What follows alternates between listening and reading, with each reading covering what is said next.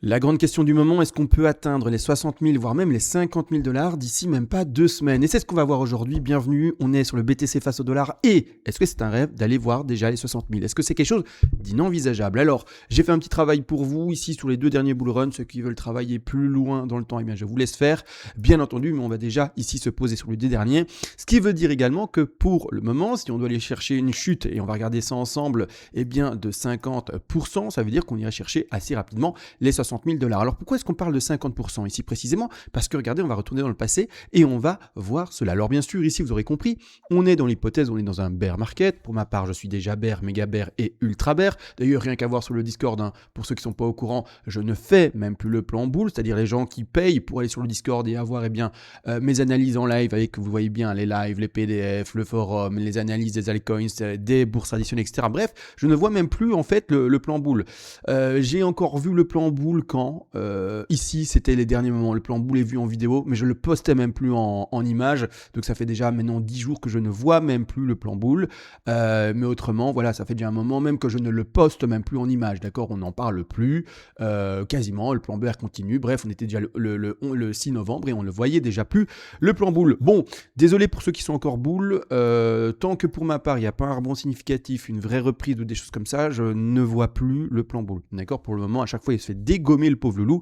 Donc bon, alors partons maintenant sur le vif du sujet. Donc une correction de 50% nous amènerait par rapport au top ici, vous le voyez, sur les alentours des 60 000, voire même un peu moins, peut-être vers les 50 000 dollars. Alors retournons dans le passé et voyons ça. Si on est bel et bien en bear market, qu'est-ce qui s'est passé dans les bear markets précédents? D'accord, regardez bien, j'ai activé le logarithmique. Si vous voulez voir la vraie tête du bear market, on peut désactiver le logarithmique pour avoir cette impression plus forte. Et on va regarder. Alors qu'est-ce qui s'est passé depuis le top? On rappelle ici, ça c'était le top des 69 000 dollars. On pensait tous d'ailleurs que ça allait à 100 000, mais non, que dalle, rien du tout, et tout dans notre tête, on s'arrête à 69 000 dollars, et là, c'est le début du crash. Alors, le début du crash, personne n'y croit, comme d'habitude, etc. Tout le monde veut voir ça monter plus haut, un peu comme maintenant. Donc, si vous avez des amis, ou si vous-même, vous vous dites, purée, c'est pas la fin du crash, ça va aller plus haut, etc., dites-vous, tiens, c'est peut-être que j'attends toujours une vague un peu en trop, et peut-être que, du coup, c'est déjà fini. D'accord? Vraiment, posez-vous la question. Bien entendu. Alors, ici, qu'est-ce qui s'est passé? Top à 69 000, correction avant la consolidation, ici 52% de correction. Combien de temps ça a pris? Ça a pris 77 jours, d'accord? Donc un peu plus de 2 mois, d'accord? On va retourner un peu plus dans le passé encore, zoom, zoom, zoom, zoom, on remonte. Ici, ça c'est le bull run de 2015, 2016, 2017 vers 2018, et ici c'est le crash de 2018 et début du bull run 2019, d'accord? Par la suite. Alors combien ici, par contre, ça a fait? Ça nous a fait une petite correction phénoménale, là, vraiment phénoménale de 70%, ça c'est violent. Moi, je pars déjà là pour le travail qu'on fait ensemble pour ce cycle-ci, donc d'année 2025 vers 2026, sur une correction au moins de 50 envisagée pour la première vague baissière. Après, il y a toujours une deuxième vague baissière. Donc d'abord, correction, conso, correction. D'accord? C'est la même chose partout. Excusez-moi, mauvaise manip, pouf, on revient en arrière. Première vague, conso, deuxième vague. D'accord? Toujours. Globalement, c'est comme ça. C'est les structures, c'est les premiers vendeurs, puis après l'hésitation, et puis les derniers vendeurs. D'accord? C'est toujours la même chose. L'hésitation, c'est la phase de consolidation. Alors, et donc on peut même dire de distribution, étant donné que la baisse continue par après, ce n'est pas un rebond et un bottom est dessiné, d'accord? Donc ici, de cette manière-là, moins 69, allez, on peut même dire 70%, en combien de jours? 51 jours, d'accord? J'ai pas fait le travail pour avant, j'ai pas regardé, on peut essayer rapidement ici, c'est donc première chute, conso, chute, d'accord? Vous voyez, première chute, conso, chute, d'accord? Bon, là, par contre, ça se voit, c'est encore en moins, là, ça nous a fait c'est le passé, c'est vraiment, il y a bien longtemps, je veux dire, les cycles étaient, je sais pas encore peut-être très définis ou des choses comme ça, j'en sais rien, mais ici on est moins 67%, mais vraiment là, la volatilité elle est débile, enfin je veux dire, pas en combien de jours, ça a l'air d'être même pas une semaine, j'en sais rien, on va regarder avec l'outil, mais là, mince, de nouveau, trompé d'outil, excusez-moi, je prends le bon, et là je crois que c'est un abus là, d'accord, ça c'est un abus clair, on est sur 18 jours, mais bon, ce qu'on voit en tout cas pour le moment, globalement, c'est que 50% au moins de correction en 1 mois et demi, 2 mois, d'accord, un peu plus que 2 mois. Qu'est-ce qu'il en est maintenant si on reproduit ce schéma-là? Et moi je vous le dis, je suis carrément là-dedans, dans ce schéma-là, et c'est-à-dire que plein de gens pensent à un rebond maintenant, plein de gens, vous allez voir après le plan à développer, d'ailleurs ici pour ma part, on a fini un rebond de 2 et on va déjà corriger maintenant pour aller chercher les 70 000, voire même les 69 000 d'ici très très peu de temps. Dans la semaine, bouf, on tape le bas des 70 000. Et c'est-à-dire qu'ici, si on rebelote ça, voilà, on estime et on montre 68 jours d'évolution. J'ai fait au hasard, ça peut être 70, un peu plus, un peu moins. Bref, on s'en fout, 50, 80 si vous voulez, on peut jouer à 10 jours près, on s'en fout. Mais l'idée, c'est de montrer quelque chose de moyen. Donc 68 jours, ça nous amènerait à quelle date? Pour donner vraiment une idée, le 13 décembre, une correction 50. Vous avez vu, ça peut être beaucoup plus. Bon, allez, je pars sur 50, ça peut être 60, peu importe. Voilà, c'est une grossière idée, d'accord, de ce qui va se passer si on est bel et bien en bear market. Et pour reproduire la pattern qui est finalement répétée à chaque fois qu'on a un bear market. Donc ici, si on doit vraiment faire confiance aux patterns précédentes, aux corrections et entre guillemets au laps de temps qui a été évoqué dans les derniers bull runs, et même plutôt dans les débuts des bear market, on se retrouverait avec un 50% pour donner l'exemple, 60 000 $. Et on retrouverait du coup cette zone-là vers mi-décembre. Alors on est quand maintenant précisément que je regarde la date? On est le 23, donc 7 jours en plus, pouf pouf. D'ici 15 jours, d'ici 20 jours, allez, globalement, boum, on est là-bas en bas. Alors ça va être très vite, bien entendu, ça on le comprend bien. C'est également le piège parfait pour les derniers bulls, c'est-à-dire que là les bulls tous, ils sont en train de dire de minimiser la baisse, de minimiser les indicateurs bear qu'ils peuvent voir et observer, et dire oui mais en face il y a tellement de bonnes nouvelles, etc. en termes de nouvelles économiques, d'accord, donc c'est-à-dire en termes de fondamentales. Également il y a plein de, par exemple, indicateurs bull qui n'ont pas encore donné leur signal de top. Pour donner l'exemple, le P-cycle, c'est comme ça qu'il s'appelle, il me semble, le P-cycle ou des choses comme ça. Voilà, il y a plein d'indicateurs qui encore montrent qu'on est potentiellement bull market, mais n'empêche, la cyclicité également, et je sais qu'il y en a plein aussi qui ne croient plus à la cyclicité. Pour ma part, je suis de l'école de tant que la cyclicité n'a pas démontré qu'elle n'existait plus, je crois toujours à la cyclicité. Et la cyclicité pour le moment elle est parfaite, le top a été fait au moment parfait, c'est-à-dire pile poil après les 3 ans d'évolution, et depuis on corrige. Donc pour ma part, je crois encore à la cyclicité jusqu'à ce qu'elle n'existe plus, parce que le BTC m'a montré que ça n'existait plus, d'accord. Donc quand je vois le BTC rebondir maintenant, continuer à pumper en 2026, continuer à pumper en 2027, je dis ok, ça fait 6 ans qu'on est en train de faire du bull market, qu'il n'y a pas eu une seule phase de bear market, ok, la cyclicité n'existe plus pour le moment, jusqu'à preuve du contraire, top parfait à la fin de la cyclicité, mais parfait 3 ans après, et pour le moment on corrige, d'accord. Donc on part sur toujours ce phénomène de correction forte, donc on part également dans un décompte qui est fortement baissier, d'accord. Donc ici vous le savez, ça fait un moment qu'on voit des comptes fortement baissiers, d'ailleurs on avait même, voyez bien, rejeté le rebond pour une sous 2, pour la 2 en Beauve ici, jusqu'à là, on a dit non, rien du tout, donc on remontre le dessin, vous voyez la flat ici ABC, donc on l'a shorté bien entendu, donc ici la petite A, B et puis C qui a été dessiné par après. Pas de rebond ici, d'accord. Pourtant, c'était envisagé. On se dit, tiens, est-ce qu'on va pas aller là? Malgré tout, après lecture, réanalyse, etc., on se dit, l'intensité est fortement baissière, les patterns encore plus anciennes, dont celle-ci, excusez-moi, c'est très technique en fait, dont celle-ci montre que c'est extrêmement bear, etc. Donc, clairement, on a dit, bon, non, en fait, on va pas partir là-dessus, on part directement sur un écrasement tout de suite, donc on va pas là-bas en haut et on écrase de fou. Alors, désolé, c'est vrai que c'est très technique. Certains vont dire, je comprends pas en quoi cette pattern est fortement baissière, etc. Et c'est même pas parce que c'est une espèce de WXY en flat, c'est même pas ça. C'est en fait la profondeur de Fibonacci qui a pris la X. Ce truc-là, en fait, elle est trop forte par rapport aux statistiques. Et donc, ça nous a amené à, enfin bref, toute une logique qui fait que, en fait, on part en bear market de fou et bien violent, d'accord. De cette manière, c'est-à-dire que continuons le décompte, parce que là, on va aller vraiment très fortement vers le bas. Et oui, excusez-moi, ce que je voulais dire, très technique, n'hésitez pas à venir sur le Discord. C'est ça que je voulais dire. Et d'ailleurs, c'est vrai aussi, rappelez-vous, il y a une promo en ce moment, l'abonnement à vie, au lieu d'être à 900, il est à 700. D'accord, vous aurez les lives, etc. à vie. D'accord, je rappelle, j'ai une 30aine d'années, je prends ma pension vers 65 ans, donc on a encore 30 ans minimum pour dire que c'est à vie, vous comprenez l'idée.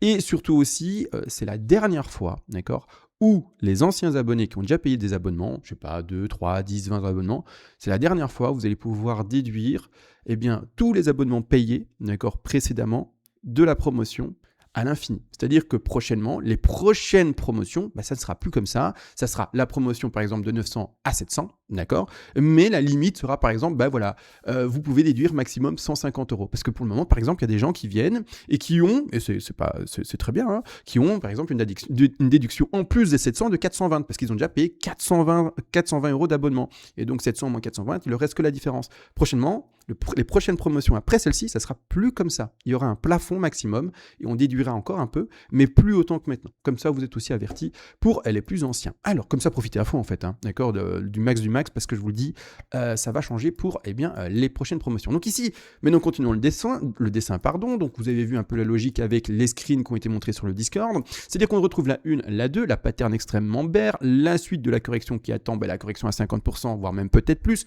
en même pas 2-3 semaines encore pour le moment, et c'est-à-dire accélération, d'accord, accélération. Le décompte pour aller là-bas en bas, donc la 3 en blanche, d'accord, et bien se fait en mauve, 1, 2, 3, 4 et 5, mais on est encore dans la mauve, et surtout dans la construction de la 3 ici en mauve. Donc ce mauve, oui c'est un mauve, hein, ça, on est d'accord. Hein. Donc, qu'est-ce qui se passe? La 1 et la 2. La 2, qu'est-ce qu'elle vient de faire maintenant? Et c'est pour ça que j'ai envie de la poser. Alors, je la pose pas parce que ça peut encore un peu rebondir, ça n'annule pas non plus la 2. Mais pour ma part, il y a de fortes chances qu'on soit là sur le top, ou en tout cas proche du top local ici, vraiment très proche. Pourquoi? Parce qu'en fait, une 2, encore une fois, statistiquement, c'est 73% des 2 qui finissent dans la zone des 50 à 61,8% de Fibonacci. C'est-à-dire qu'on a deux zones de short ici pour les gens qui voudraient shorter. Je rappelle, pas de copy trading. Moi, j'analyse ici le plus proprement possible, bien entendu, pour la pédagogie et montrer comment, avec un plan de trading, comment est-ce qu'avec les Elliott Wave, comment est-ce qu'avec les Fibonacci d'extension et de retracement, on peut poser des plans de trading. Maintenant, vous devez avoir votre propre jugeote, votre propre réflexion, votre propre capacité d'analyse, votre propre money management également géré. D'accord? Si vous n'avez pas ça, faites pas de copy trading idiot parce qu'après, émotionnellement, vous allez vous reporter sur moi. J'ai perdu tous mes sous alors que moi, je ne t'ai rien dit. J'essaye de t'apprendre et de te montrer comment on peut poser un plan de trading sur, bien sûr, de l'Elliott Wave. Voilà, comme ça, c'est clair. Et le disclaimer par rapport à ça a été fait. C'est une école ici. Ce sont des exercices de maths et on fait plein d'exercices de maths. D'accord? En gros, c'est ça l'idée. Donc ici, qu'est-ce qui se passe? 73% des deux, corrige et donc retrace dans les 50. Donc la borne ici, des 50. Je vais mettre en rouge. Vous allez comprendre après pour les nouveaux, qu'est-ce que ça veut dire le rouge. Et les 61,8. C'est-à-dire que qu'est-ce que je viens de placer ici? Deux ordres de vente simulés. D'accord? Deux ordres de vente simulés ici à l'écran devant vous. Premier ordre de vente à 50, Pascal a 73% touché les 50 et les 61,8. La zone. Donc on short le premier niveau. On shortera le deuxième si jamais la 2 ne devait pas être validée là et continue à pumper. C'est pour ça que je vous dis, c'est une zone. D'accord? On short la zone. Si vous voulez être plus agressif, vous dire non, ça c'est le top. Là maintenant, je short à ce niveau-là à 100%. Vous pouvez aussi. Voilà, moi je montre la théorie. Bien entendu, le maximum et comment on peut l'appliquer. La 2 aussi, pour les plus néophytes qui se posent des questions. Ah ok, donc la 2 c'est là ou là. Mais si ça dépasse, c'est bon encore. C'est juste que c'est plus les mêmes statistiques. Les stats, c'est 73% dans cette zone-ci. Donc, il reste encore, est-ce que je me trompe, 73, donc je vais dire 27, 28, 27, c'est ça. Hein, oui. Donc, il y a 27% pour que ça finisse ici, là en haut, ou là en bas. Bon, on a déjà passé là en bas, donc hop, on le zappe. Mais donc, il reste quelques pourcents pour que ça aille plus haut. D'accord? Pas dépasser la racine, bien entendu. Une 2 ne dépasse pas la racine ici de son début. Ça n'existe pas. Mais une chose est sûre, c'est que pour le moment, on est pile sur les 50. J'ai envie de le poser là, mais allez, par honnêteté intellectuelle, de ne pas savoir lire l'avenir, etc. Et de suivre les stats, on va rester avec une 2, mais qui est posée juste à côté pour dire que, on est déjà très bien pour poser une 2. Et ensuite, la suite. Alors là, du coup, je ne sais plus. Parce que du coup, la 2, on l'avait déjà entre guillemets. Je ne sais pas si j'ai déjà travaillé entre guillemets. Vous voyez, la 2 a été déposée ici. Hein. C'est-à-dire ici, on date du 21 pour donner l'exemple, le rebond en lui-même. Je ne sais pas si on l'avait posé à 50. Je pense pas. Je pense que j'ai juste posé les vagues pour montrer les vagues, mais qu'on ne les a pas travaillées. Mais on peut les travailler ensemble et donc voir la baisse minimum qu'on peut attendre. D'accord? Donc, cette vague bleue va bien sûr impacter la vague mauve qui est au-dessus. D'accord? Donc, regardons ensemble, let's go, on va simuler le fait qu'on est bien le top. Je me mets, quand on va vers le bas les amis, quand on écrase, quand on est dans un marché bear, on se met en logarithmique, je reprécise, d'accord? Comme ça, ceux qui n'ont pas activé le logarithmique pour aller vers le bas, mettez-le en logarithmique, c'est toujours mieux, d'accord? Ensuite, de cette manière, top 1, top de 2 potentiel, ça peut être plus profond. Si jamais vous voyez qu'après ma vidéo, demain, après-demain, c'est un pump encore un peu, déplacez votre Fibonacci d'extension vers le top qui a été dessiné. Pour le moment, je fais une simulation par rapport au top qu'on a. Donc, je le pose à ce niveau-ci, donc c'est-à-dire précisément pour ceux qui voient la vidéo un peu plus tard que quasiment en direct, on était au moment où je parle à 86 839 mètres dollars.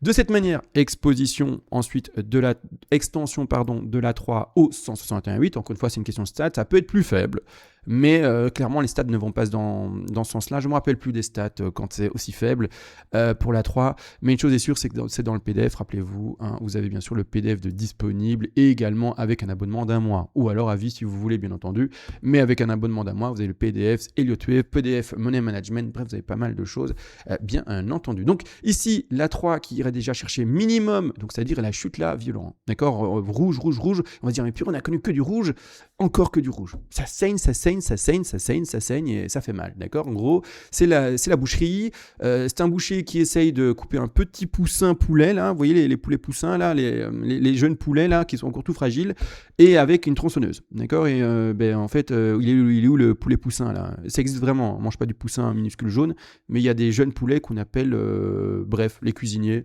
Vous savez de quoi je parle, et ceux qui savent pas de quoi je parle, allez sur Google et vous verrez qu'en fait, ça existe. C'est des jeunes poulets, quoi, hein, tout simplement, d'accord. Bon, de cette manière-là, un rebond de 4 ensuite. Alors, on va pas la placer à 38,2, d'accord. C'est-à-dire qu'on va jouer l'intensité baissière à fond, d'accord. Donc ici, le rebond d'une 4, normalement, c'est quoi théoriquement? 23,6, 38,2 ou 50. C'est toute la zone là. C'est un gros rebond. Mais comme on est dans un bear market violent, d'accord, il y a beaucoup de volatilité sur les cryptos, d'accord. C'est pas un marché tradi, c'est pas un marché avec une faible intensité de baisse ou de hausse. Donc comme on est vraiment avec une forte orientation, jouons cette forte orientation et donc mettons l'accent sur la forte pression vendeuse. Forte pression vendeuse, ça veut dire finalement une 4 toute légère à 23,6. On la pose à 23,6, donc un petit rebond des fameux 68 660 $ à malheureusement que, entre guillemets, les 72 000 $. D'accord.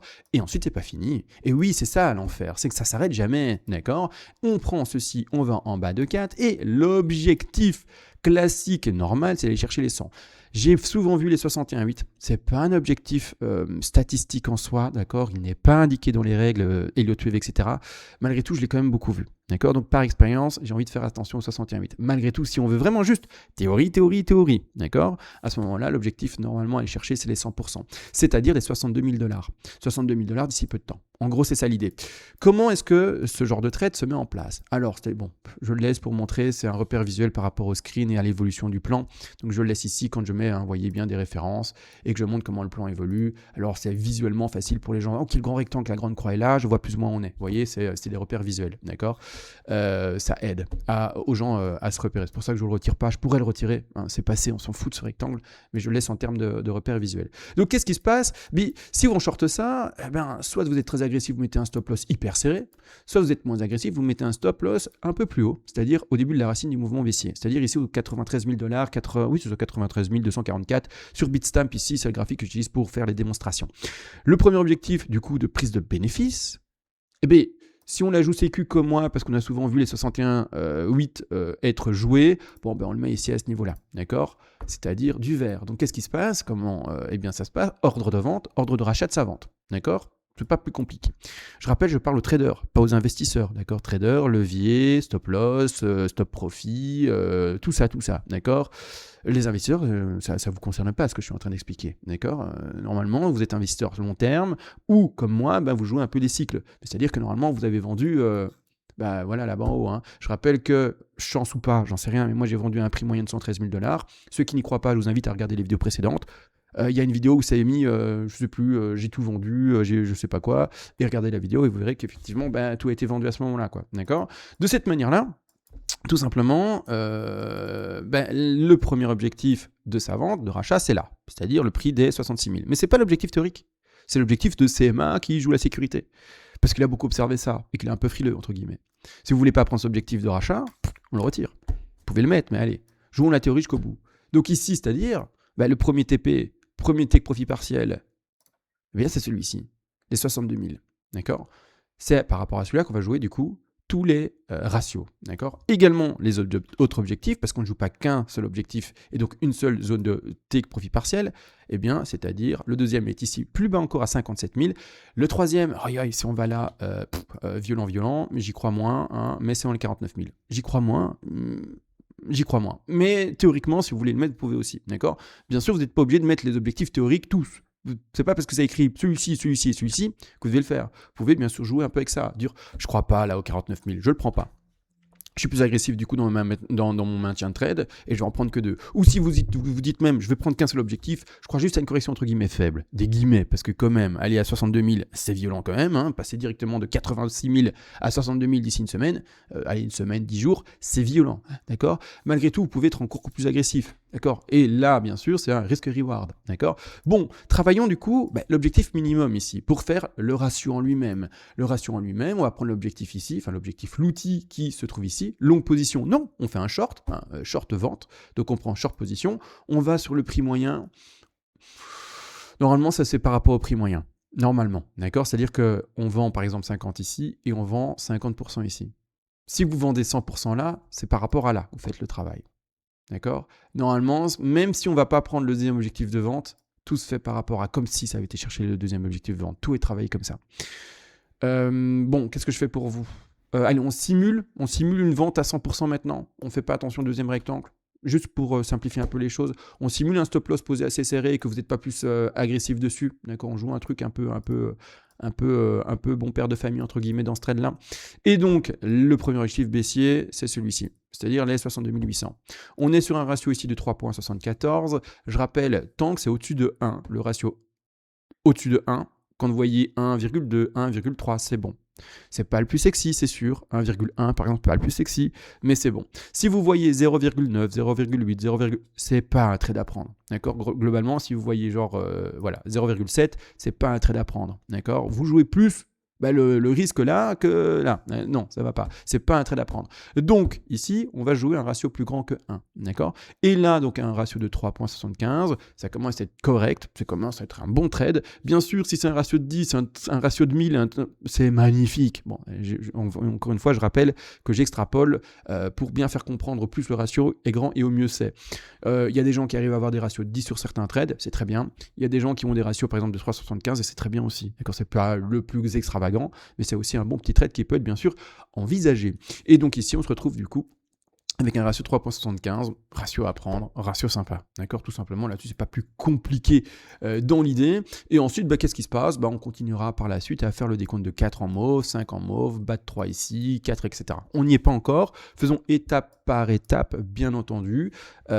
Également, une chose, si jamais, par exemple, là, ici, regardez, peut-être que, par exemple, CMA, c'est bien beau, tu parles, tu fais des beaux plans. Pour le moment, ça se passe bien, nickel, on applaudit trop bien. Mais CMA, il y a un moment où peut-être tu vas te tromper. Oui, ça c'est sûr même. Je suis humain, d'accord ? Je suis pas ici pour faire le gourou, je suis pas ici pour prendre la boule de cristal, je suis pas ici avec un maire de café en train de vous dire je sais lire l'avenir. Non, je suis ici pour mettre la pédagogie, vous apprendre à faire des ELTF et comment est-ce qu'on construit des plans de trading.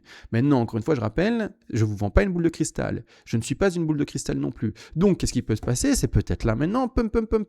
Même, ça peut être un bull market qui reprend, d'accord, tout à fait. Et on fait un top 2025, c'est tout à fait possible, d'accord. Malgré tout, moi, j'y crois de moins en moins.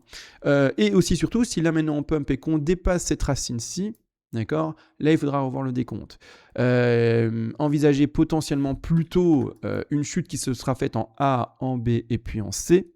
Rebond ici, ensuite du coup, donc ça nous ferait une W, une X et puis une Y pour continuer à chuter. Alors beaucoup de technicité, désolé pour les patterns.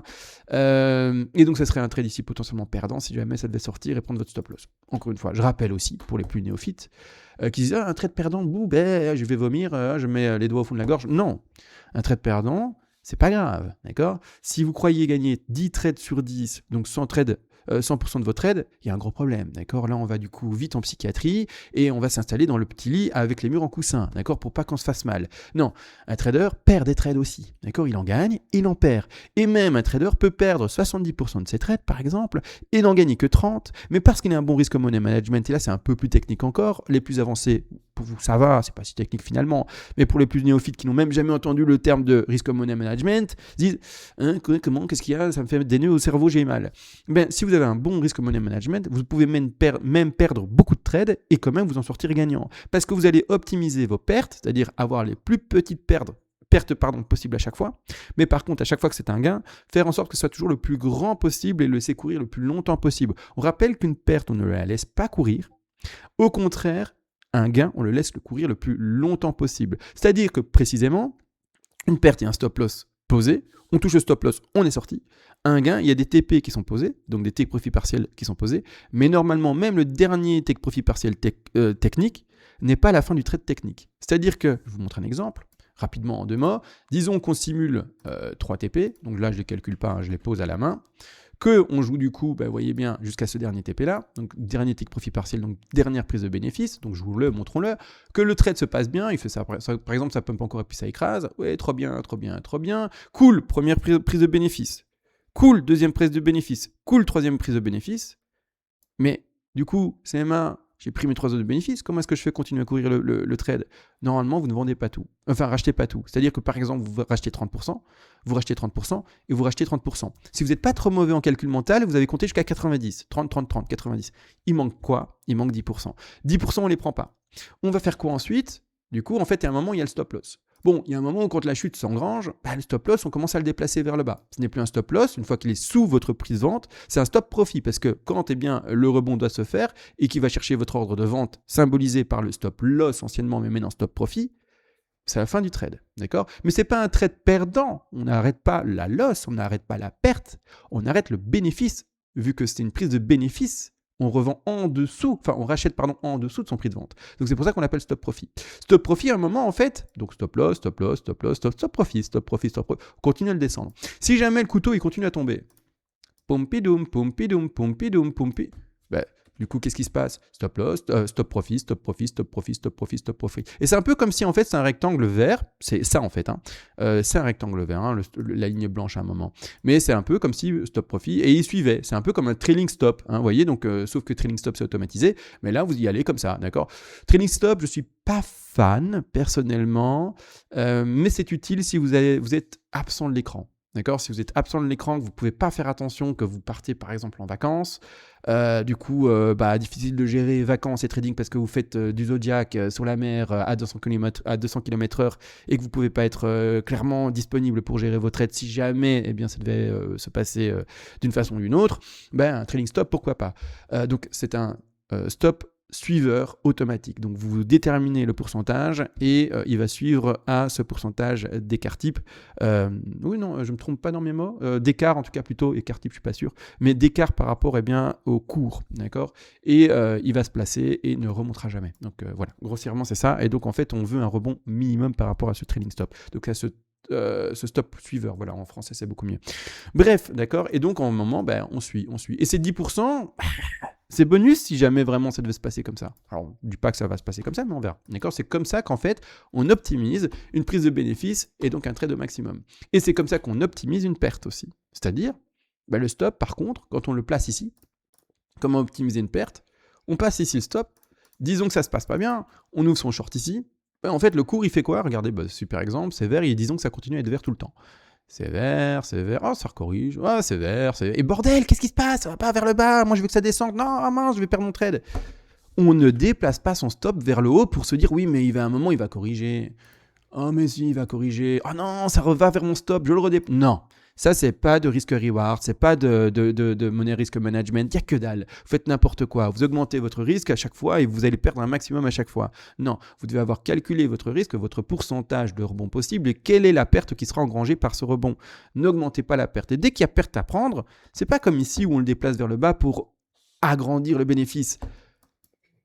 Là, on ne le déplace pas vers le haut pour agrandir la perte. On prend sa perte et c'est tout et on en sort, d'accord? C'est tout et c'est basta. On prend sa perte, on sort. Donc voilà. Je ne vais pas aller plus loin dans les exemples, dans la pédagogie, etc. Sinon, je suis parti pour 3 heures, je le sens. Je ne sais pas aujourd'hui ce que j'ai, mais j'ai envie de tout expliquer et il y a trop de choses et alors ça va dans tous les sens. Je rappelle de toute manière, il y a le Discord. Si vous voulez des explications, si vous avez des questions, etc., il y a un chat en direct. Vous pouvez, pendant que je fais des vidéos en stream, etc., vous pouvez me poser des questions sur la construction des vagues, sur le BTC, sur l'Ethereum, sur les altcoins, sur la bourse tradi. Bref, on analyse tout ça ensemble et vous pouvez poser vos questions techniques, bien entendu, ici en vidéo YouTube. Je ne sais même pas quelles questions vous pouvez vous poser réellement, donc j'essaierai de répondre à tout, mais vous voyez, je vais un peu du coup dans tous les sens et c'est pas top. Mais voilà, dans l'idée, grosse correction, déjà bonne zone de vente maintenant, dans la théorie, pas de copy trading bien entendu, mais vous avez compris l'idée, pédagogie, ici toujours, bonne zone de vente, un peu plus large, je vous ai montré les 2 zones de vente ici. Et puis target là-bas, les 60 000 et quelques, d'accord? Bon, sur ce, je vous fais des bisous. N'oubliez pas de profiter de la promotion pour ceux qui le veulent parce que c'est la dernière aussi intéressante par rapport à la déduction des abonnements passés prochainement, il y aura des plafonds et vous ne pourrez plus déduire, par exemple, 500 € d'abonnement passé, mais il y aura un plafond maximum. Même si vous aurez déjà payé 500 € passé, ça sera par exemple un plafond de 150. Et même si vous avez payé beaucoup précédemment, non, la déduction sera de maximum 150. Je sais pas, on verra, hein, on n'y est pas là, mais voilà, profitez du coup pour ceux qui sont dans cette situation, avec cette promo. Je vous fais des bisous, on se retrouve à la prochaine et sur ce, ciao.